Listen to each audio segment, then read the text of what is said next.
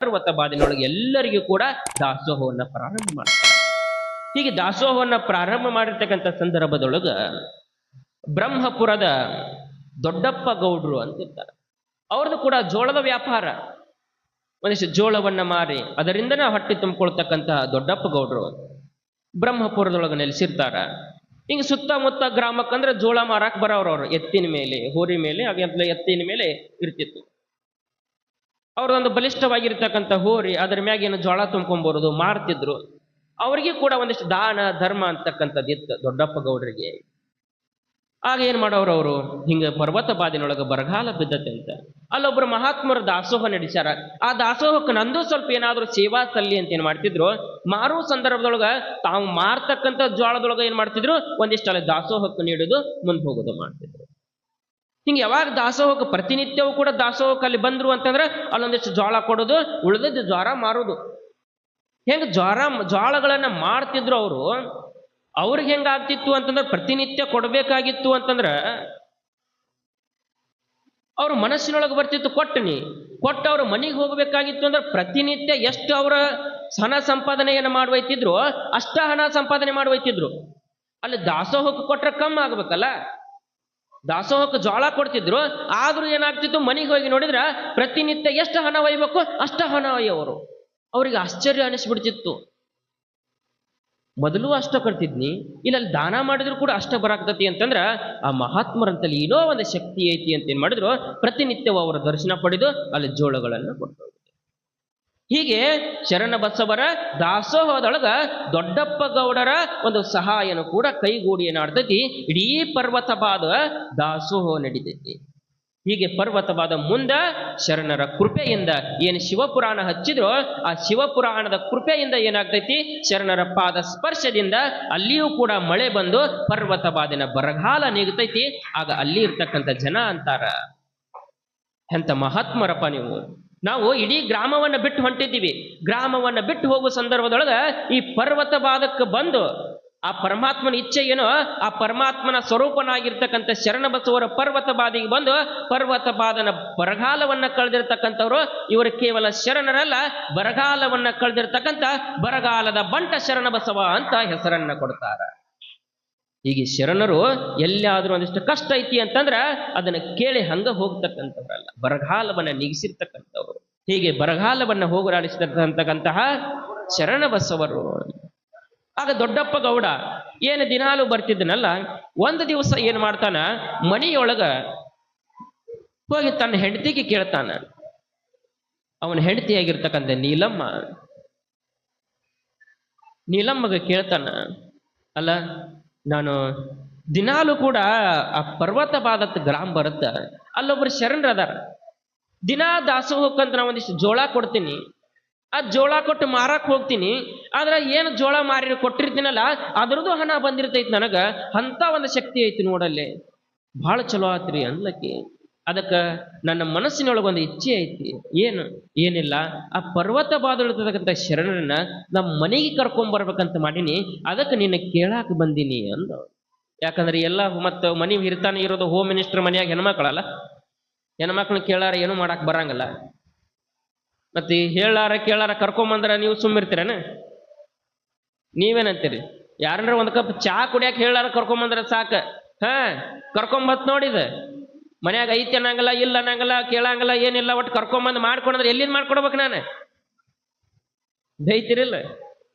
ಹಿಟ್ಟಿಲ್ಲ, ನುಚ್ಚಿಲ್ಲ, ಚಾ ಪುಡಿ ಇಲ್ಲ, ಹಾಲಿಲ್ಲ, ದಿನ 20 ಮಂದಿನ ಕರ್ಕೊಂಬಂದ್ ಕುಂದರ್ಸೈತಿ. ಅದಕ್ಕೆ ಏನ್ ಮಾಡಿದ ದೊಡ್ಡಪ್ಪ ಗೌಡ, ಮನ್ಯಾಗ ಮೊದಲು ಹೆಂಡತಿ ಪರ್ಮಿಷನ್ ತಗೋಬೇಕು ಅಂತ ಏನ್ ಮಾಡಿದ್ರೆ ನೀಲಮ್ಮ ತಾಯಿಗೆ ಕೇಳ್ತಾರ, ಮತ್ತ ಅವ್ರನ್ನ ಮನೆಗೆ ಕರ್ಕೊಂಬರ್ಬೇಕಂತ ಮಾಡೀನಿ ಅಂದ್ರು.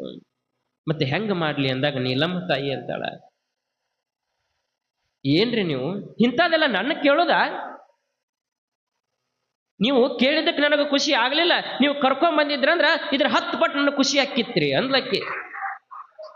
ಈ ಮಾತು ಕೇಳಾರ ಕರ್ಕೊಂಡ್ ಬಂದಿದ್ರಂದ್ರ 10 ಪಟ್ಟು ನನಗೆ ಖುಷಿ ಆಕ್ಕಿತ್ತಲ್ರಿ, ಹೋಗ್ರಿ ಮೊದಲ ಶರಣರನ್ನ ನಮ್ಮ ಮನೆಗೆ ಮಹಾತ್ಮರ ಕರ್ಕೊಂಬರ್ರಿ ಅಂತ ಕಳಿಸ್ತಾಳ. ಹೋದ್ರಿ ಶರಣರ ಹತ್ರ ಹೋಗಿ ದೊಡ್ಡಪ್ಪ ಗೌಡ ನಮಸ್ಕಾರ ಮಾಡಿರ್ತಾನ. ಯಪ್ಪ, ಮತ್ತ ನಮ್ದಿಲ್ಲೇ ಬ್ರಹ್ಮಪುರ ಅಂತಕ್ಕಂಥದ್ದು ಬರ್ತೈತಿ, ಅಲ್ಲಿ ನಮ್ಮ ಮನಿ ಐತಿ, ನಿಮ್ ಪಾದ ನಮ್ಮ ಮನಿ ಒಳಗಟ್ಟು ಬೀಳ್ಬೇಕ್ರಪ್ಪ, ಬರ್ರಿ.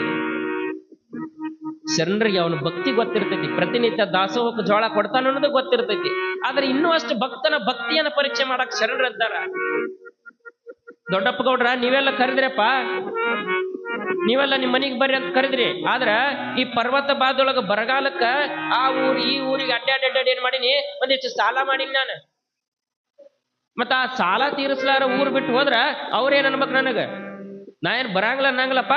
ಮತ್ತ ನನಗ್ ಬಂದಿರ್ತಕ್ಕಂತ ಈ ಸಾಲೆಲ್ಲ ತೀರ್ತಿ ಅಂತಂದ್ರ ನಿಮ್ಮ ಗ್ರಾಮಕ್ಕೆ ಬರ್ತೀನಿ, ನಿಮ್ ಮನಿಗ್ ಬರ್ತೀನಿ ಅಂದ್ರೆ ಶರಣರು ನಮಸ್ಕಾರ ಮಾಡಿ ಮತ್ತೆ ಮನಿಗೆ ಬಂದ ನೀಲಮ್ಮ ತಾಯಿಗೆ ಹೇಳ್ತಾನ, ಶರಣರ ಹತ್ರ ಹೋಗಿದ್ನಿ, ಅವ್ರಿಗೆ ಬಾ ಅನ್ನಿ. ಆದ್ರ ಪರ್ವತ ಬಾದಿನೊಳಗ ಅವ್ರು ಸಾಲ ಮಾಡ್ಯಾರಂತ, ಸಾಲ ತೀರುತ್ತಾನ ನಮ್ಮ ಮನಿಗೆ ಬರಂಗಿಲ್ಲ ಅಂತ ಹೆಂಗ ಮಾಡೋದು? ಆಗ ನೀಲಮ್ಮ ತಾಯಿ ಅಂತಾಳ, ಸಾಲ್ ತೀರಿಂದ ಬರ್ತಾರತ್ತನ್ರಿ. ಸಾಲ್ ತೀರಿಂದ ಬರ್ತಾರತ್ತ. ಹಾಗಾದ್ರೆ ಯಾಕೆ ವಿಚಾರ ಮಾಡ್ತೀರಿ? ನಮ್ಮಲ್ಲಿ ಏನೈತಿ ಜ್ವಾಳ ಅದಾವಲ್ಲ, ಈ ಜ್ವಾಳ ಎಲ್ಲ ಮಾರಿ ನೀವ ಸಾಲ ತೀರಿಸಿ ಅವ್ರನ್ನ ಕರ್ಕೊಂಡ್ಬರ್ರಿ ಅಂದ್ಲ. ಮನ್ಯಾಗಿರೋ ಜ್ವಾಳ ಮಾರ್ತಾರ, ಜ್ವಾಳ ಮಾರಿ ಒಂದಿಷ್ಟು ಹಣ ತಗೊಂಬಂದ್ರು ಮತ್ತಷ್ಟು ಹಣ ಕಮ್ಮಿ ಬೀಳ್ತೈತಿ. ಹಣ ಕಮ್ಮಿ ಬಿದ್ದಾಗ ಮತ್ತಂತಾರ, ಹಂಗಾದ್ರೆ ಮನಿಯೊಳಗೆ ಒಂದಿಷ್ಟು ಆಗಿನ ಕಾಲದೊಳಗೆ ದುಬಾರಿ ಆಗಿರ್ತಕ್ಕಂಥ ವಸ್ತುಗಳು, ತಾಮ್ರದ ವಸ್ತುಗಳು, ಆ ತಾಮ್ರದ ವಸ್ತುಗಳನ್ನು ಕೊಡ್ತಾಳ, ತೋರಿ ಇವನು ಮಾರ್ರಿ. ಅವನು ಮಾರಿದ್ರು ಮತ್ತೂ ಕಂಬಿತ್ತು. ಒಂದು ಹೋರಿ ಅದ್ರ ಮ್ಯಾಗ ಜೋಳ ಹಾಕ್ಬೇಕು, ಅವ್ರು ಅದ್ರ ಮ್ಯಾಗ ಅಡ್ಡಾಡ್ಬೇಕು. ಶರಣರು ನಮ್ಮ ಮನೆಗೆ ಬರ್ತಾರ ಅಂತಂದ್ರ ಆ ಹೋರಿ ನಮಗ್ ಬೇಕಾಗಿಲ್ಲಪ್ಪ, ಅದನ್ನೂ ಮಾರಿ ಅಂತ ಏನ್ ಮಾಡಿದ್ರು, ಆ ಹೋರಿಯನ್ನು ಮಾರಿ ಶರಣರ ಎಲ್ಲಾ ಸಾಲವನ್ನ ತೀರಿಸಿ ಶರಣರ ಹತ್ರ ಹೋಗಿ ನಿಂದಿರ್ತಾನ ದೊಡ್ಡಪ್ಪ ಗೌಡ. ಯಪ್ಪ ನೀವ್ ಹೇಳ್ದಂಗ ನಿಮ್ಮ ಸಾಲೆಲ್ಲ ತೀರಿ ಬಿಟ್ಟತ್ರಿ, ಈಗ ನಮ್ಮ ಗ್ರಾಮಕ್ಕೆ ಬರ್ರಿ ಅಂತ. ಈಗ ನಮ್ಮ ಗ್ರಾಮಕ್ಕೆ ಬರ್ರಿ ಅಂದಾಗ ಶರಣರ ಅಂತಾರ, ಆಯ್ತ್ರಪ್ಪ ಇಂಥ ದಿವಸ ಇಂಥ ಟೈಮಿಗೆ ನಿಮ್ಮ ಗ್ರಾಮಕ್ಕೆ ಬರ್ತೀನಿ, ನೀವೇನ ಕರೆಯಾಕ ಬರೋದು ಬೇಡ, ನಾನ ಬರ್ತೀನಿ ಅಂದ್ರೆ ಶರಣರು. ದೊಡ್ಡಪ್ಪ ಗೌಡಗ ಬಹಳ ಖುಷಿ. ಮನಿಗೆ ಹೋಗ್ತಾನ, ನೀಲಮ್ಮ ತಾಯಿಗೆ ಹೇಳ್ತಾನ, ಶರಣರು ಒಪ್ಕೊಂಡ್ರು ಇಂಥ ದಿವಸ ಬರ್ತಾರ ಅಂತಂದ್ರ ಆ ದಿವಸ ಸಮೀಪ ಬರ್ತೈತಿ. ಶರಣರು ಬರ್ತಾರ ಅಂತಾರ ದೊಡ್ಡಪ್ಪ ಗೌಡನ ಖುಷಿ ಎಷ್ಟಿತ್ತು ಅಂತಂದ್ರ, ಒಂದು ಮಗು ಹುಟ್ಟಿದ್ರ ಮದುವೆ ಇದ್ರೆ ಹೆಂಗ ಇಡೀ ಮನೆಯನ್ನ ಅಲಂಕಾರ ಮಾಡ್ತಾರೋ, ಶರಣರನ್ನ ಮನೆಗೆ ಮಹಾತ್ಮರು ಬರ್ತಾರಂತ ಇಡೀ ಮನೆಯನ್ನ ತೊಳೆದು ಬಳದು ರಂಗೋಲಿ ಹಾಕಿ ಸುಣ್ಣ ಹಚ್ಚಿ ಬಾಗಿಲಕ್ಕೆ ತೋರನ್ನ ಕಟ್ಟಿ. ಅಷ್ಟ ಅಲ್ಲ, ಆ ಬ್ರಹ್ಮಪುರದ ಗ್ರಾಮದೊಳಗೆ ಶರಣರು ಯಾವ ಹಾದಿಗೆ ಬರ್ತಾರೋ ಹಾದಿಗೆ ರಂಗೋಲಿ ನೀರ್ ಹೊಡೆದು ಅತೀ ವಿಜೃಂಭಣೆಯಿಂದ ಇಡೀ ಬ್ರಹ್ಮಪುರವನ್ನ ಹೂವಿನ ಅಲಂಕಾರವನ್ನ ಮಾಡಿರ್ತಾರ. ಹೂವಿನ ಅಲಂಕಾರವನ್ನ ಮಾಡಿ ಸಾಲು ಸಾಲು ಮನೆಗಳ ಮುಂದೆ ಸಾಲು ಸಾಲು ರಂಗೋಲಿಯನ್ನು ಹಾಕಿ ಶರಣರು ಬರುವ ಸಮಯದೊಳಗ ದಶ ದಿಕ್ಭರಿತವಾಗಿರ್ತಕ್ಕಂಥ ವಾದ್ಯಗಳನ್ನ ತಂದು ಮಂಗಳ ಆರತಿಯನ್ನ ಮಾಡ್ತಾ ಭಜನೆಯನ್ನ ಮಾಡ್ತಾ ಶರಣರ ಶ್ರೀಘೋಷವನ್ನ ಹಾಕ್ತಾ ಶರಣರನ್ನ ಬರಮಾಡಿಕೊಳ್ತಾರ. ಶರಣ ಬಸವೇಶ್ವರ ಮಹಾರಾಜ್ ಕಿ ಜೈ, ಶರಣ ಬಸವೇಶ್ವರ ಮಹಾರಾಜ್ ಕಿ ಜೈ. ಹೀಗೆ ದಶ ದಿಕ್ಭರಿತ ವಾದ್ಯಗಳಿಂದ ಶರಣರನ್ನ ದೊಡ್ಡಪ್ಪ ಗೌಡ ಮನೆಗೆ ಬರಮಾಡ್ಕೊಂಡ. ಮನೆಯೊಳಗ ನೀಲಮ್ಮ ತಾಯಿ ಶರಣರ ಒಳಗೆ ಬರ್ಕೊಬೇಕಾದ್ರ ಆರತಿಯನ್ನ ಬೆಳಗ್ತಾಳ. ಆರತಿಯನ್ನ ಬೆಳಗಿ ಶರಣರಿಗೆ ಇಳಿದು ಹೋಗೋದು, ಬಾರಪ್ಪ ನಮ್ಮ ಮನೆಯೊಳಗ ಬಾ ಅಂತ ಶರಣರ ಮನೆಯೊಳಗೆ ಬರಮಾಡ್ಕೊಂಡು. ಹೀಗೆ ಶರಣರು ದೊಡ್ಡಪ್ಪನ ಭಕ್ತಿಗೆ ಒಲಿದು ಬ್ರಹ್ಮಪುರಕ್ಕೆ ಬರ್ತಾರ.